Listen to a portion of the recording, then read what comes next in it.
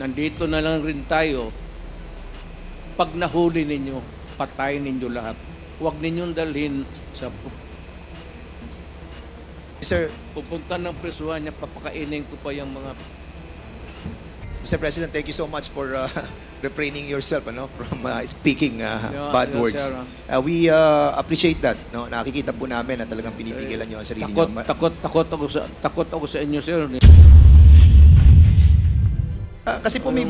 Sweating hands, oh. Takot talaga ako sa inyo. Ngayon po, ang susunod po na magtatanong ay si Congressman Dan Fernandez. You have 10 minutes. Thank you, Mr. Chairman. Magandang umaga po, Mr. President, at sa lahat po ng mga resource persons who are here today. Magandang umaga po. Mr. Chairman, Mr. President, sa inyo pong campaign promise, nasabi na po natin na 3 buwan, 6 na buwan po yung ating pong pangako, pero umabot po ito ng 6 na taon. At dito po sa 6 na taon na to ay naganap ito pong mga allegation of the extrajudicial killing. Sa isang press con po na napanood ko po ay nabanggit nyo po yung reward system na binabanggit nyo po yung 3 milyon para po dun sa eradication ng drug lords. At meron din po kayo nabanggit doon sa 2 milyon naman po para po dun sa mga drugista. At meron din po kayong binanggit doon na second echelon na almost 1 million. Ito po ba ay totoo, Mr. President? Correct. I was fighting the drug war. Doon sa mga manufacturers, sinasabi ko talaga patayin ninyo. Patayin ninyo. Huwag na ninyong, basta maabot na ninyo dyan sa factory na nagluluto ng shabu, patayin ninyo. Yan ang utos ko. And I assume full responsibility. Okay, Mr. President. Yung mga nasa labas na naglakad, nanhuli, hindi yun. At yung actual na sa factory, sabi ko, ubusin ninyo lahat. Lalo na yung mga aliens. And this happened in my city And in other cities in the Philippines. and you take full responsibility for this, Mr. President. I will go to prison for that, Mr. Sir. At yun po ay in terms of policy, yun po yung inyong sinasabi. Ito po yung polisiya ng ating gobyerno, and that's the reason why ito po yung inyong pinaninindigan. Correct, Mr. President? Isahin ko na lang, and I will not repeat it. I did it as a matter of principle to protect my country. That is the long and short of it. Kung anong tanong man ninyo. Mr. Chairman, recently lang po, si PNP Chief Marbil ay meron po siyang interview dito po sa, can you kindly show yung GMA News Online number 12. At sinabi po ni PNP Chief Marbil that based on the official PNP data from July 2016 to June 2022, Marbil said that 1,286 officers were affected in the line of duty, with 312 killed and 974 wounded. And at the same time, sabi niya po, Mr. President, Mr. Chairman, that these police officers carried out their responsibilities with dedication and often faced considerable risk to ensure public safety. Many officers endured not only physical harm, but also found themselves entangled in legal and administrative challenges. 214, Mr. President, ng mga officers ng PNP faced 352 criminal cases during this period. And according to him, that while the promise of support was made, many officers continued to face consequences largely on their own. Dinagdag pa po niya, Mr. President and Mr. Chairman, that 195 officers were dismissed over the period of 6 years. There are also 398 cops facing dismissal for various reasons. More than 20 police officers are currently in detention right now, Mr. President. The PNP chief said that numbers remind us that the impact of the anti-drug campaign was deeply felt by our police force as well. He noted that even as former President Duterte publicly committed to supporting those enforcing the campaign, he said there is no official record that these commitments were fully realized. I was not asked even for a minute So, to Mr. tumulong and for what a particular purpose. Then I will now make this promise. I will start a fund sa protection ng mga pulis. I'm putting up 1 million. Paghahanap ako, meron akong 1 million. Hindi ako kung meron million lang, magbubula ako, sabihin ko wala. Mr. Chairman, I'll start. yeah, But I'll raise a fund para tulungan yung mga pulis. Mr. President, And I will personally appear in court. Ako mismo ang Mr. mag-defense counsel nila. Mr. Chairman, Mr. President, 2 days ago you have mentioned that wala po kayong pamasahe papunta po dito, and I'm pretty shocked that you have 1 million in your account to help our policemen, and we salute you, Mr. President, for that, and for being honest that you will that be 1 that you will million be is wait, for wait my- po, Mr. that President, one- I'm Mr. million President, I is still for have the floor, Mr. President. Excuse for me. my As much- medicine and subsistence.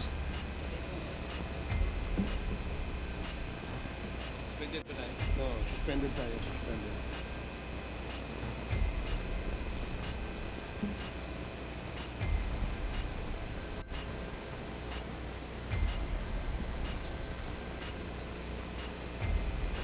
Bastos. Hearing resumed. Again, let me remind everybody to please calm down. Let the person talking finish his sentence first before you interject. Okay? Yun lamang po ang aking paalala sa lahat. Mr. President, Mr. Chairman, yung pong 1 million na ipagkakalob po ninyo will go a long way. And we are very thankful because marami pong mga officers po natin, mga kapulisan po natin na natanggal na po. 100, as a matter of fact, to be exact with that, Mr. Chairman, 195 officers na po itong na-dismiss. Nasira po ang kanilang buhay, nawalan po sila ng trabaho, they were humiliated, their dignity was lost, and Mr. Chairman, Mr. President, that 1 million will go a long way. I will hand to you the 1 million. Point of order, Mr. Chairman. Before this. Point of order, Mr. Chairman. What is the rule that was violated? What is the point of order of Congressman Paduano? The former president is speaking without the recognition of the chairman. And please, Mr. President, former president, you know the rules. It was read by Chairman Acop. And being a former congressman, you know the internal rules. Let the members of this committee finish the question before answering. That's my first point of order, Mr. Chairman. And I hope the former president understand. Nakalimutan The rules. ko na yun. Yung rules na yun. Oh, now, I now want you. Hindi Pinapaalala ko po. I'm not, Now again, I am Mr. not- Chairman. Hearing suspended. The former president is Hearing speaking. suspended.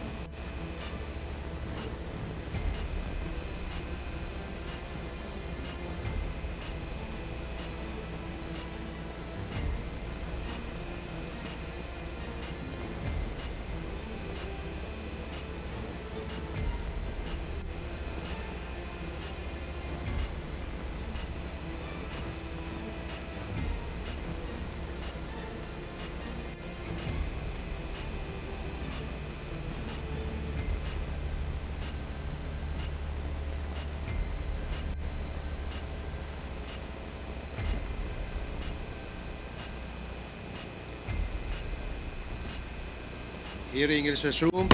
Before I allow everybody to speak, please be reminded, mga kasama, mga resource persons, to always address the chairperson when you want to speak and wait for the chair to recognize you. Para ho maganda yung communication, yung palitan po ng ating komunikasyon.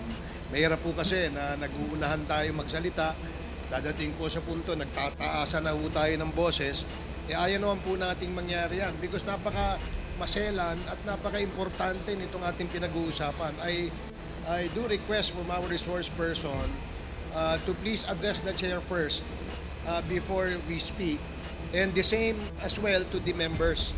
No, please address the chair. Let me be the traffic enforcer here para malinaw at maayos ang ating hearing sa ngayong umaga. So I hope that I made myself clear, and I'd like to ask Congressman Paduano to please proceed. Hindi, Mr. Chairman, just a short manifestation lang po. Kasi po, before we start the interpellation, malinaw po na it was discussed to all resource persons and even to the members, the rules in this committee. And the former president is keep on violating that rules. Sabi ko na nga, he was then a former congressman and he knows the rules. Please respect this committee, Mr. President. And please, once again, that was my first point order, and I hope it will not happen again. Please wait for the recognition of the chairman before you speak. Thank you, Mr. Chairman. Thank you, Congressman Paduano. Your manifestation is Mr. noted. Chairman. Now we will now proceed with Congressman Dan Fernandez. Yes. Please Mr. Chairman. wait for the chair to recognize you first, please. I'm sorry, Mr. Chairman. Ulitin Sige po, Okay, okay. please wait for the chair to recognize you before you speak. Now you are recognized, Congressman Dan Thank you, Fernandez. Mr. Chairman. Mr. Chairman, ang nabanggit po dito ay 195 officers were dismissed over the 6-year period. Ang tanong ko po, Mr. President, bakit ngayon nyo lang po ipagkakaloob yung 1 million samantalang na-dismiss na po ito pong 195 officers? I do not have the records. Sir, Wala po kayo. hindi ako Polcom. So, hindi ko alam yan. But being the former president, sir, you have this I know that capacity. some policemen were dismissed. Because it was promised by you that you will, sabi niyo po ay sagot niyo silang lahat. But unfortunately, ito po nga po, nakita po natin, nagre-react na po ang PNP. And ang feeling po nila ay they were left alone, Well, Mr. President. if you're citing the records, then I would admit it. Na yun, totoo yan. Yes, I agree with that. Walang problema. Sinabi mo eh. Hindi, I agree with that, Mr. President. But my question is, bakit po natin silang napabayaang katulad po nito? Sagot niyo po sila. Pero 195 na na-dismissed, 398 cops facing dismissal, 1,286 dead, at yung iba po ay wounded. Were we able to help them, Mr. President? Well, alam mo, sir, if you work for a government, there are rules to be followed. It is not just because you are a policeman that you're always correct. It is not safe to say that you are a mayor that you are always correct, that you rule the city by your own. Maraming nagkakamali, and there must be a reason for their dismissal. There cannot be a dismissal without a lawful ground. Kung napaalis yan, sir, meron talagang kasalanan. Hindi mo pwedeng basta i-dismiss mo lang yung pulit. But Mr. President, you Pero ako, pro-police talaga ako. Yes. Pinoprotektahan ko talaga ang police. I understand, Mr. President. But you made the promise, Mr. President, that sagot nyo sila. Sagot ko. And yun po ang problema natin, Mr. President, Mr. Chairman, that after 6 years, ngayon lang po tayo magbibigay ng tulong para po sa kanila. Hindi. The record will show, Mr. President. Hindi mo, yan ang record. Hindi, walang record ng bigas, pati pera, No, Mr. President. binigay ko What sa I'm trying to pamilya say, nila. the record will show that wala pong tulong natanggap ang lahat ng ito. Hindi po ako nagsasalita nito, Mr. President. Ang nagsasalita po nito ay si Chief PNP Marbil. Alam mo si Marvin, you remind him, hindi nakalista yung mga bigas na binigay ko sa mga pamilya ng polis, pera, enrollment ng mga bata, Hindi nakalista dyan. You Mr. President- remind that Marvel to Mr. President, use your... ang binabanggit po natin dito ay tulong na legal. Huwag kang Doon sa- maniwala dyan kay Marvel. Wala ka dyan. Okay, we will be... but, sige po, punta po tayo sa susunod, Mr. President. Mr. President, Mr. Chairman, I would like to show a video. And later I'll be asking the former President to answer some queries from this representation. Hindi. So, Sandali lang. Yes, I'm sir. not trying to be smart, Alec. I'm sorry if I'm overdoing. Hindi, it's okay po, Mr. President. No problem po. It's not really, hindi ko sinasadya yan. Opo. I respect I was once a member of Congress. Medyo emotional lang kasi ako basta sa crime na talagang galit ako sa kriminal. We Baka- understand that po, Mr. President. And thank you for that. Pakita lang po natin yung video, Mr. President.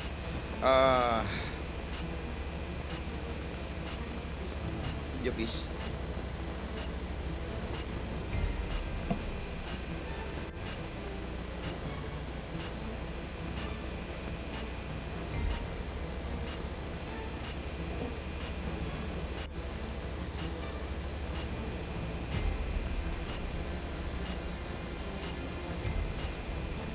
Mr. President, noong August 23, 2016, wait.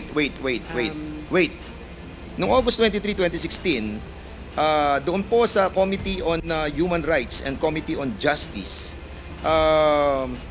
binanggit po dito yung reward system. At sinabi po ni former Chief PNP, Gerald Bato, tungkol doon po sa reward system. I want to show this video clip, Mr. Chairman, please. Alam ko po na nabanggit ng Pangulo na magkakaroon ng pabuya ang mga magbibigay ng leads tungkol dun sa mga huhuli natin dito sa droga. Alam ko na humihingi ang ating Office of the President ng mas mataas na budget. Nakausap ba kayo diretsyo ni Pangulong Duterte ukol sa pabuya kung ito nga ba'y 2 million sa bawat madadala ng ating mga kababayan na mga drug pushers? Kasama po ba ang mga pulis dito sa pabuya? Sir.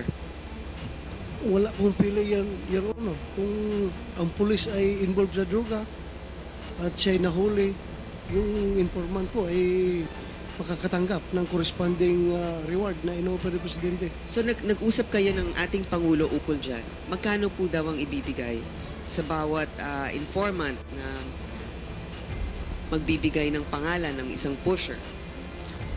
Meron kasi siyang ibang, kasi busy na ako masyado sa aking trabaho, Your Honor. Sabi niya, meron siyang assistant na magti-take charge dyan sa pagdidistribute. Basta ang last na nasabi niya sa akin is 5 million yung drug load talaga. Yung malalaking drug load, 5 million ibibigay niya. So depende dun sa kanilang anatomy kung saan yung mas nasa mataas. mas mataas. Pag sa baba, mababa. Ang gusto ko malaman, yung pulis mismo, sa sibilyan, maaari yung 5 million. Sa pulis din ba, makakatanggap sila pag sila ang nakapagtukoy? O dahil kasama yan sa kanilang sinumpang tungkulin, iba naman po ang maaaring ibigay sa kanila? Nabanggit po ba yan ng Pangulo? Nabanggit ng Pangulo yun, Your Honor. Kahit na pulis, kasama doon na makakatanggap sa pera na i-offer niya. Pero sa amin naman, internal, meron kaming ibang reward system, di ba? Meron kaming, bibigyan kami ng awards. O kung talagang meritorious, pwedeng meritoriously promoted yung tao, mapopromote. Meron po kami sariling sistema. So sa dami ng mga hinuli, meron na bang nakatanggap ngayon ng pabuya? I presume, meron na, Your Honor. Hindi ko lang po inaalam dahil hindi ko nakikialam dahil money matters yan. Sige po. Direkta na kayo kung saan kayo pwede mag-claim. Hindi dumadaan sa akin. Siguro maganda din na anong tanggapan sa ating gobyerno ang nagdi-disperse niyan? OP? Nagtanungin ko po si Presidente, Your Honor. Siguro pwede tayong makahingi niyan. Kung meron ng nabigyan, siguro kung ito'y makakasama sa kanyang kaligtasan, maaari namang executive lang ito, hindi na natin i-release. Meron pong gustong... Mr. Chairman, Mr. President, will you confirm that the Office of the President humingi po ng mataas na budget para po sa reward system? Sir, can you kindly use the mic, please? Will you kindly use the mic, please? That's correct. So- you have to spend money for operations, for intelligence. Alam mo, sir, if I may be allowed to explain, ang isang pulis, at magtanong ka dito after this proceeding, magpunta ka ng anong istasyon, ang pulis, hanggang sweldo lang yan, pati equipments, office material. Pero sabihin mo yung pulis na may sariling fund for an operation day-to-day to follow up cases sa mga criminals, wala, sir. Magtawag ka ng siyang pulis dito ngayon. Magtanong ka, pagkatapos dito. Yan po ba, Mr. President? Kailangan, Go ahead, sir. Yeah, Go ahead, yeah. sir. No, go ahead, sir. kailangan punduhan mo talaga ang pulis. Lalo na if there is a serious crime, kidnapping, ikaw talaga ang pipinance niyan. Walang pera ang pulis na mag-follow up kung saan dinala yung victim, kung they have to spend money or else you end up with nothing. And sometimes pag yung time limit na binibigay ng kidnapper hindi na masunod, pinapatay nila. That's why it's a race against time. Kaya ako, pagka ganito, bas kung na presidente ako, pag yung mga may kidnapping, ako talaga ang nagbibigay ng pera. At ang order ko sa kanila, sir, nandito na lang rin tayo, pag nahuli ninyo, patayin ninyo lahat. Huwag ninyong dalhin sa Mr. pupunta ng presuhan niya, papakainin ko pa yung mga... Mr. President, thank you so much for refraining yourself from speaking bad Yeah, words. sir. We appreciate that. No? Nakikita po namin na talagang pinipigilan nyo ang sarili nyo. Takot ako sa inyo, sir. Hindi po, sir. Natutuwa po kami dahil nga nagiging maayos po yung ating Totoo. usapan po, sir. Sir, kasi po may... Sweating hands, oh. Takot talaga ako sa inyo.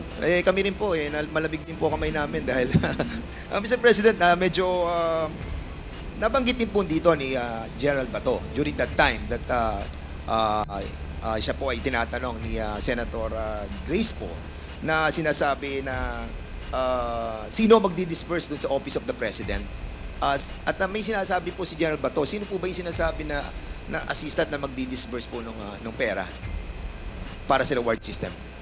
Yes. Sino po, Mr. President? Hindi ko na sinong kahiro doon. Kasi may sinasabi po si Gerald Bato na tao na magdi-disperse ng pera from the Office of the President. Sino po yan, Mr. President? Hindi ko na alam talaga. Pagka ganung police operations, actually, it's an official, it's not a hidden item there. Kunin mo doon sa kahira sa baba na kay police operation Mr. President, lahat naman yan police operation. It cannot be funded by it cannot be a police operation cannot be funded by private money. That is not allowed by law. pero during the time that you were, during one of your interview, Mr. President, I still remember that you have mentioned that yung pong pera na galing po sa donation ng inyong pong campaign funds will be utilized for the reward system. You mentioned that and I saw the video. And that's a private money, Mr. President. Yes, pero galing sa akin. Hindi na private money kasi natanggap ko yan. Na ako nakahawak ko na the money I was holding was already when I was in the official na ako. But in accordance with the rule of COMELEC, yung excess money po na ginagamit po natin sa kampanya must be returned back to the COMELEC, Mr. Chair, to the donors, Mr. Maniwala President. ganyan. Hindi, yun po sinasabi ng COMELEC, Mr. President. And yun po yung batas na atin po dapat sundin. Tanungin kita, sinong kandidato nagsauli? Mr. President, you cannot ask question. We will be the one asking question. That's why I said, Kasi po kami po, pag nakakatanggap because po, it Mr. President, I is still have the floor. incongruous. Mr. President, kasi po ako pag nakakatanggap, kakaunti lang po yung nabibigay sa ating donation. So kulang na kulang pa po. And we believe that you have mentioned that excess money was utilized for the reward system. Is this true, Mr. Public President? interest. To protect public interest. Kaya nga po, Mr. President, Yes. na-utilize po yun. Yung sa, Yes, correct. Thank you, Mr. President. Mr. President, binanggit po natin, isa sa mga pronouncement din po ninyo, that in no matter, sabi niyo po, that you won't apologize to the thousands of people who died and families who suffered because it is your belief that it's worth killing drug addicts and pushers. Dahil nga sa sinabi niyo rin yung don't destroy my country because I will kill you. Nabanggit niyo po ito, Mr. Yeah. President. And Correct. would you also agree with me, Mr. President, that there are so many forms and ways how to destroy a country? Again, sir? There's a lot of ways to destroy our country. Is it correct? There's a lot of ways, Mr. President. Maraming paraan para wasakin po ang ating bansa. Oh, of course. 'Di ba? Hindi lamang po ang pagsugpo sa illegal drugs. As a Yes. matter of fact, Mr. President, Rebellion. yes, correct. Yung pong tinatawag po nating economic saboteurs, yung pong mga sumisira ng ating kalikasan, yung mga nagpapasok ng mga illegal, yung mga smuggling sa ating pong mga costume, yung pong mga droga na pinapasok, yung mga illegal na bigas, yung pong mga asukal at iba pa. And at the same time, Mr. Chairman, yung corruption also. And at the same time, Mr. Chairman, ito po tinatawag nating conniving with the different enemies. These are forms and elements in destroying our country. Mr. President, your pronouncement that don't destroy my country because I will kill you. Does this pertains to all of these elements, Mr. Hindi naman. Sir, I was really particularly worried because yung droga kasi ang target yung mga bata. Hindi tayo. Ang droga na distribute dyan sa mga high school, dyan sa mga ano, kung ang next generation ng Pilipino puro bangag. At marami nakikita mo dito, mga opisyal natin sa gobyerno, nakikita mo mga bangag. Alam mo na kung sino ang bangag. Tinatawag nila. Kaya ako, sir, I'm just being, I was being a father. But talagang galit ako sa kriminal. Yes. And would you Naggalit ako sa kriminal. And would you agree with me, Mr. President, that doon po sa inyong war on drugs, yung mga reported, majority of those that were reported killed on war on drugs were not really all drug addicts and pushers? Would you agree with me? Well, because some of those who are really Collateral. in trafficking are not marunong eh. Those in trafficking sa drugs, may utak yun. Yun sila ang nag-traffic ng drugs. And they avoid taking drugs because alam nila na kung malulong sila sa droga, hindi na nila magamit yung utak nila. Mr. Kaya, President, yung yes. sinabi nila na hindi lahat drogista, tama yun. Yung Pero ito po yung mga collateral damage. Sabi nga po, shit happens eh. Di ba? Sabi ni Gerald Bato. So, if ever that meron pong collateral damage, meron pong mga shit happens, will you consider this as a failure of the war on drugs? Hindi, I would say that it was a maybe unnecessary death, but a collateral damage is recognized, if not, hindi naman sinasadya. Kaya yung in one drug den doon sa Davao City, 4 na Chinese, pinatay ko talaga.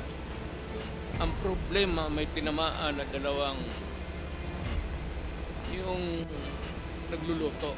Pero yung 4 na in-check na Mr. Chair- talagang pinatay ko. Sinadya ko talagang patmatayin. Mr. Chairman, Mr. President, is that a Admission, yes. admission that you Oh. killed them?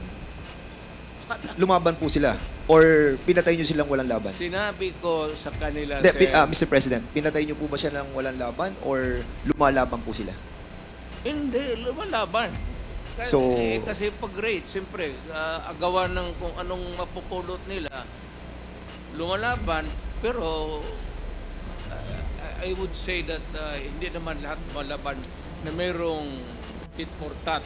Meaning to say, kung may M16 yung police, may M16 sila. That would be an impossible scenario. Pero kung lumaban, pasensya tayo. Ako sinabi ko, nung mayor ako, do not do it. Do not do it because I will kill you. Kung yung naabutan ko doon, kagaya ng 4 na inchik, talagang pinatay ko. 4 po ba yun or 6, Mr. President? 4 po ba yun or 6? Kasi a while ago you were saying 6 po. 4 lang. 4 lang po. So, pwede po na malaman kung sino po yung mga 4 na po yun? Ano pong pangalan po nila? Alam mo, sir, ang lolo ko Chinese. Baka nga yung isa siguro pinsan ko pa yung hindi ko alam, sir. Hindi ko tinanong. Natawa naman ako doon, Mr. President. Kaya dito, sabi ko, ang lolo ko Chinese eh. Lam ang lolo ko. On another topic, Mr. President. Si Garma po ay nagkaroon po siya ng affidavit. At sinabi po niya na meron pong double model na 3 levels of payments. Meron po siya sinasabi sa affidavit niya eh. Ang sabi niya, yung first suspect is killed. Ang binabayad daw po ay 20,000 to 1 million. At sa second level naman po, ang sinasabi niya yung co-plan, yung pong planned na pinapan po yung planned operation. At yung third daw po ay yung pong refund ng operational expenses. Ito po ba sinasabi ni Colonel Garma na pag binabayad doon sa mga namamatay na 20,000 to 1 million, which, by the way, corroborated by the testimony of Tata and Andy, is true? Correct. So, ito po yung namamatay, binabayad po 20,000 to 1 million. Hindi yan, sir. Ganito yan. Hindi, yung po ang tanong ko, Mr. President. Hindi, ganito nga. Sige po. Ito na yung answer ko eh. Sige po. Yung may police operation, alam ng police lahat yan, pinupunduhan ko yan, o ito, for a particular project. Pagka na-accomplish nila yan, sir, may sobra, magsabi ang police officer o lead official, sir, may sobra, hindi na ubos yun. Hindi na yan. For the boys. Yan, sir. Okay, yan, sir. Yan, Mr. President, in some interviews you have mentioned that, and you have spoken about the reward system. And sinabi nyo, patay o buhay? Patay, better. Buhay, okay lang. Correct. Yes, so ibig po sabihin ay mas okay sa inyo kapag patay. Mas maganda kung patay, sir. And that's the reason why we are trying to encourage our citizens to kill all those addicts. No, not addicts. To kill the criminals. Not addicts, because addicts are victims of the criminals running the drug syndicates. Mr. Mali yan, sir. Mali Mr. yan. Mr. Mali President, yan, kasi there is a report na nagsalita po kayo noong July 1, 2016 that was covered by The Guardian. At sinabi niyo po dito, if you know of any addicts, go ahead and kill them yourself, as getting their parents to do it would be too painful. I am talking of the drug manufacturers and drug dealers. That is a... So mali po I to. don't know who wrote it. I am not bound by it. Huwag mong iano yan, sir. Hindi ko trabaho yan. Get it from my mouth. Because I was the man. Ano po to, Mr. President? Live, ano po to, interview po? Ano po to, Talagang video? sinabi ko, pero hindi tama yan. Nasa video po, Mr. President. Sinabi hindi addict, sabi ko drug dealers and drug pusher. Bakit mo patayin niya yung addict? Dali mo sa ospital.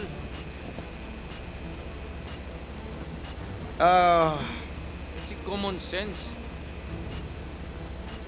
Ang polisiya po ng ating pong gobyerno, ng gobyerno nyo, yung pong neutralization. illegal drug personalities nationwide, kailangan po siyang ma-neutralize. And as a matter of fact, ito po ay issued ng Memorandum Circular number 16-2016. And according to General Gamboa, when I heard it in the Senate, sabi niya confidential po to. At nakakaalam lamang po ay yung mga commander. As a matter of fact, yung po sinabi niyo, commander, yung mga chief of PNP ng DDS. Bakit po siya naging confidential, Mr. President? Again, sir, what's the question? Bakit po kaya naging confidential yung pong utos na negation and neutralization of all those personalities sa illegal drugs? Standard yan, sir. That is standard. Hindi naman minano ng pulisya ng there is a directive. It is confidential. And if there is a list, it cannot be made public. Not even shown to anybody, pati sa yung mga Kasi Mr. President, kung connectivity negation news. and neutralization, alam naman po natin, according nga kay Chairman Abante during our discussion, na ang meaning po ng negation ay patayin, neutralize, patayin. So, is there really an intent to hide this and make it confidential in order the lower ranks ng ating No, kapulisan sir. na hindi po malaman Wala yung inyong kautusan? I will admit na ang order ko yung mga drug manufacturers, pati yung mga big time drug distribution, patayin. Hindi ko, I will not deny it. At kung mabalik ako pagka-mayor, dublahin ko yun. And I want to make it clear, Mr. President, Mr. Chairman, that nung panahon po ng ating pong Pangulong, dating Pangulong Rodrigo Roa Duterte, meron po tayong 210,000 na mga kapulisan. And during that time, kung titignan mo yung mathematical computation, if ever na nagkaroon po tayo ng 20,000 na killed during that time, ay kung magkakaroon po tayo ng ratio na 1:1, ay sasabihin po natin that majority of the members of the PNP ay hindi naman po na-involved dito po sa war on drugs. Would you agree with me with that, Mr. President? Yes, sir. Mayroon kasi yung mga drug enforcement units la siguro. Sila lang po yung na-involved. Not all policemen, any police department of a city or a province are dedicated to the drug operations. Meron talaga yung unit, sir, hindi lahat. There's the anti-smuggling, anti-narcotics, ganun, may especially Thank you, Mr. President. Mr. Chairman, meron kayong nabanggit sa Guardian. Sa Guardian, noong pong July 1, 2016. At sinabi po ninyo dito, Mr. President, Mr. Chairman, during the campaign, you said 100,000 people would die in his crackdown. With so many dead bodies dumped in Manila Bay, that fish there would grow fat from feeding on them.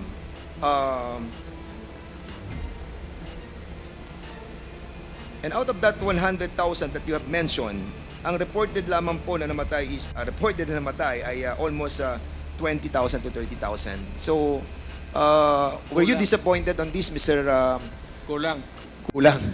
Were you disappointed that it's only 20,000 to 30,000? Sir, kung pabalikin mo ako sana pagka-presidente, I will make up for the yung kulang na ano. Kawawa naman po yung mga pamilya, Mr. Mr. President. Actually, marami po mga napatay na hindi po nabibigyan ng hustisya, and I think this is not a laughing matter, Mr. Chairman. This is my message, sir. Yes. Pagka pumasok ka sa droga, pumasok sa krimen, iyo yan. But- iyo yan. Yes, but Mr. President, you manifested. Yes. And they heard me say that do not do it because I will kill you. Yeah, but you manifested a while. Narinig Yes, nila Mr. yan, I understand po. You manifested a while ago that those that were killed during the war on drugs were not all addicts and high value targets. Iyan ang Kaya hindi po nagmamatch yung that would be a matter of mathematical ano, sir. Hindi lahat talaga tama ka. okay. It could not be na lahat durugista or even connected with drugs. And because of this pronouncement, Mr. President, because you have mentioned of the reward system, doon po sa nabasa ko sa news, and if I may,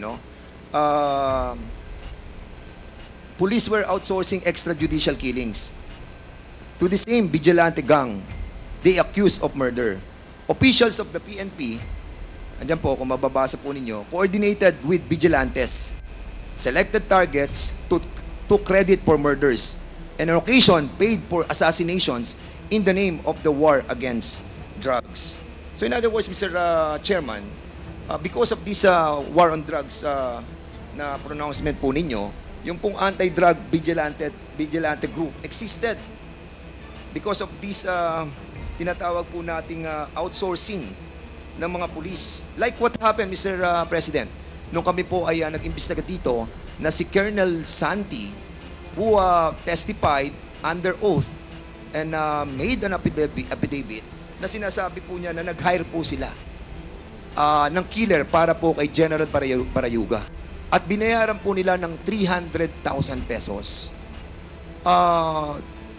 Will you agree with me, Mr. President, that General Barayuga was a victim of extrajudicial killing? I'm sorry, sir. I'm not. Wala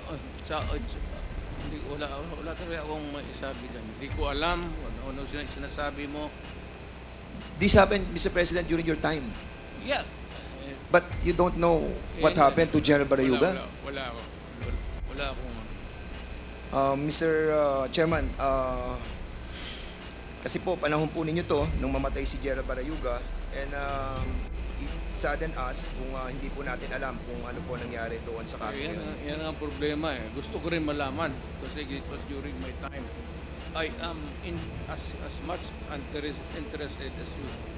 Kasi Mr. President, General po to. Pero yung utos ko, Apo. inaamin ko, Na ano po? walang problema yan. Hindi nyo po ba inimbestigahan itong tungkol kay General Barayuga? Wala akong nakialam dyan, sir. Kindly wrap up. Kasi po, Mr. Mr. That is a personal, maybe, I don't know. Kasi po si Wala akong na magpatay ng general.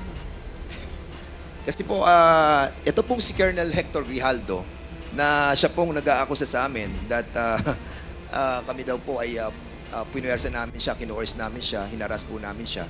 Siya po ang chief of police ng Mandaluyong when this murder of General Grijaldo happened. General Barayuga happened. And that's the reason why we are asking about kung nalaman po ninyo itong kasong to, Mr. Wala, sir. Sino yan, sir? Sinong suspect? Well, according po kay Colonel Santi, ang suspect po ay si Colonel Leonardo at si Colonel Garma. He mentioned in the affidavit that Colonel Leonardo called him. Kaya nga po, tinatanong po namin sa inyo kung nalalaman po niyo yung kaso Well, yun. I do not know. There should be cases by now. There should be a case filed by now. Kung ganun, lalo na general. So, anong ginagawa ng police pati military dyan? There should be more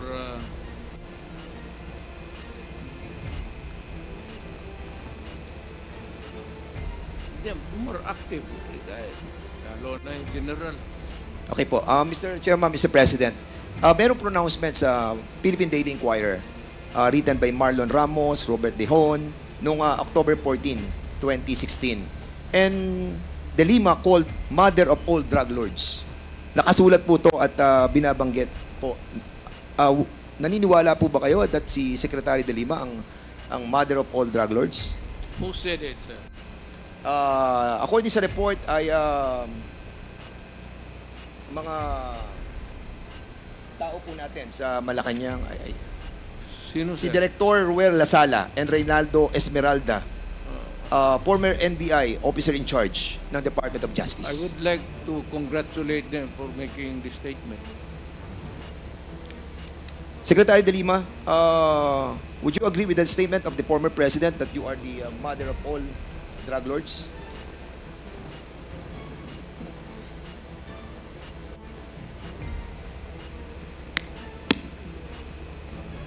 Absolutely false. That is a fictitious, bogus allegation against me. And then they filed cases against me. Kinasuhan po ako nila ng mga kaso tungkol sa droga. Initially, consummated illegal drug trading. Inamend nila into conspiracy to commit illegal trading. 30 kaso yung sinampa sa akin. Absuelto na po ako dun sa 3 dahil wala po akong kinalaman sa illegal drugs. Kasama lang ho yan sa naging propaganda nila. Kasama lang ho yan dun sa mga para meron silang isang figure, a prominent figure, at si Senador De Lima ho yun noon, noong 2016, na doon ang magiging atensyon ng bansa, atensyon ng mundo, na itong babaeng ito ay the mother of all drug lords, the beloved drug trade queen. Ano pong nangyari dun sa mga nag-akusa sa akin, yung mga beloved convicts, mga nung una, yun ang mga sabi nila, kung ano mga sinabi nila, na nag-raise funds ako. Pero kinalaunan, binabawi ho nila yung kanilang mga akusasyon against me. I was cleared of all 3 drug cases. I underwent the whole process. Dumaan po ako sa buong proseso kahit mahirap, masakit para sa akin. Kinulong ako ng almost 7 years na hindi na po nila yan mababalikan dahil sa pagkagalit nung pinaka-mastermind nung pag-persecute sa akin na inimplement nung kanyang Secretary of Justice, si Vitaliano Aguirre. At meron pang mga ibang handlers na siyang mga kumausap dun sa mga nagtestigo against me. So that is absolutely false. That is a slanderous accusation against me. Thank you po. Mr. Chairman, Mr. President, meron po ako nabasa na news observer noong 2017. At ito po news article tungkol kay Las Cañas, who claims he was a former DDS leader and personally killed about 200 people. Sinabi niya po sa Senado, the squad was formed under the guise of an anti-crime unit within the Davao Police.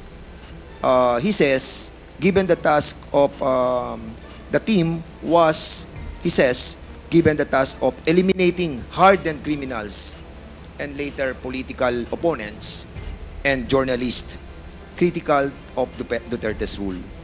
He alleged regularly took direct orders from sa inyo po about who to kill and how to dispose of the bodies.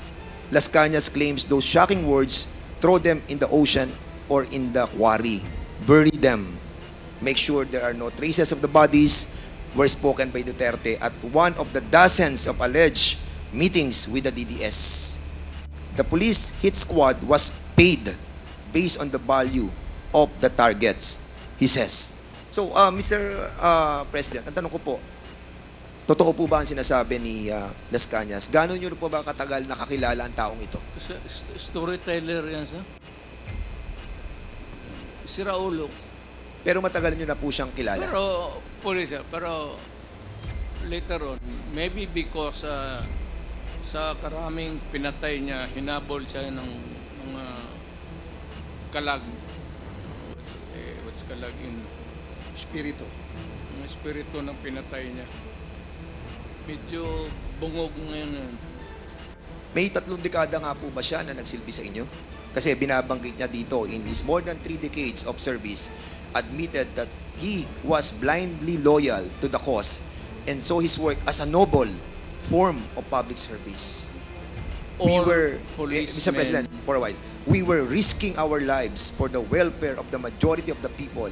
I felt that I was serving the country for the greater good. Yun po yung kanyang parang naramdaman nung ipinaglalaban niya yung 200 people na kanyang pinatay dahil naniniwala po siya sa nobility ng kanyang sinasabi po ninyo na this is being done because of public service. I am now Yes, sir. may hero complex yung buang na yan. Sino man maniwala ka na istorya na gano'n? Meron pa po siya sasabi, Mr. President. Ito, last na po to, na sinasabi niya, he tells one particular incident. No? Medyo worrisome po ako talaga dito because meron po kayong binabagat against this that has given him nightmares for years. In 1996, Las Cañas and his team were ordered to kill an alleged criminal, his pregnant wife, and his 4-year-old son, who were all in the same vehicle at the same time. I attempted to rescue the 4-year-old boy. Las Cañas claim. But according to our team leader, since the boy had seen our faces, he could recognize us in years from now and identify us. It was on the personal order of Duterte, he claims, that they disposed of the family. Mayor Rudy approved the recommendation of our task force commander in front of us to erase, meaning to kill everyone. That was his specific order, that he okay with it, provided it would be clean. Sir, medyo matas-taas ito lang ano ko, sir. When I was a fiscal,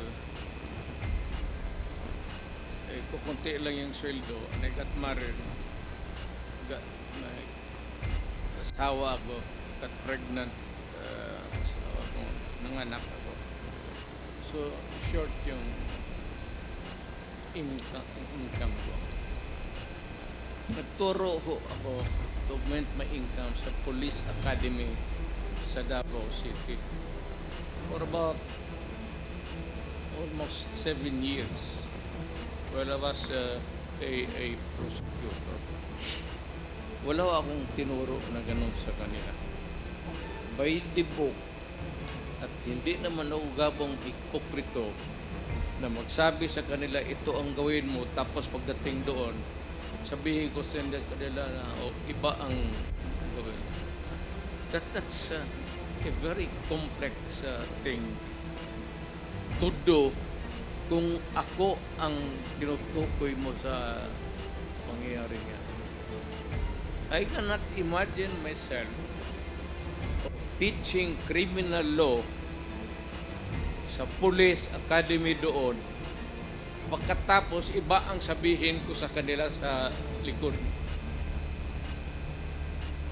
How? Mr. President, if I may, no? Sinabi rin po ni Las Cañas dito that kayo raw po yung Lord of all drug lords. Ano pong masasabi niyo po dito? Ano po? Kayo daw po ang Lord of all drug lords. I cannot. Ikaw, alam mo man ako, sir. Papabili siguro ako ng mga aspirin, gano'n, pero Paki-explain po properly, Mr. President. Hindi po namin masyado maintindihan. hindi ako dadating na pagka-presidente, sir, kung gano'n ako. Sir, can you kindly tone down your voice? Oh, yeah, yes.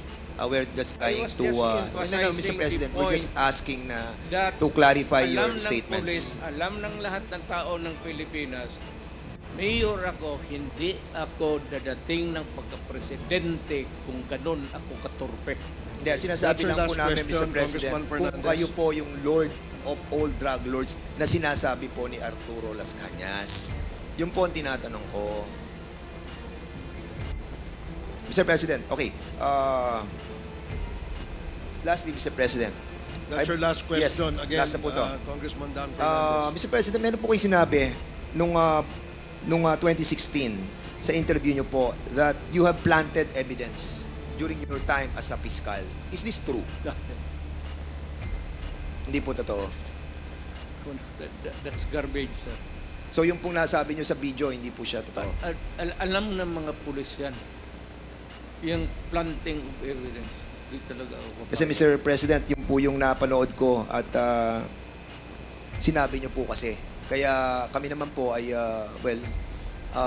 we are basing on the video that we have seen at nakita po namin yung sinasabi nyo na nagpa-plant po kayo ng evidence and we wanted to find out. Kasi yung pronouncement nyo po was construed by the members of the PNP organization that they can do freely the planting of evidence. That's illegal. And I said I was teaching them criminal law. Yeah, but the problem, Mr. Criminal President, is evidence. your announcement or your pronouncement that you have done that, yung sa planting of Kung evidence. hindi yan sa libro, sir, na tinuro ko, hindi totoo yan. Siguro, ipakita lang po natin yung video. Yung last na po to para at least Days. We planted evidence. We arrested persons, but we released them. But telling him that it was this person who squealed on him. And then we, when he goes out but killing, then we said that it was this fellow who really did it, who did you in. We first planted the intrigues so that we would know where they were from, where they came from. It was not until I was the favorite whipping boy. So, Mr. President, hindi po totoo yung nasa video po. Ano po, Mr. President? Totoo yan. So, nagpa-plant po talaga kayo ng Yeah, evidence? well, that was a part of the strategy as a mayor and as the leader of the law enforcement agency in the city. Thank you, Mr. President. At maraming po salamat, Mr. Chairman, and I'll be yielding back my time. Salamat, Congressman Dan Fernandez.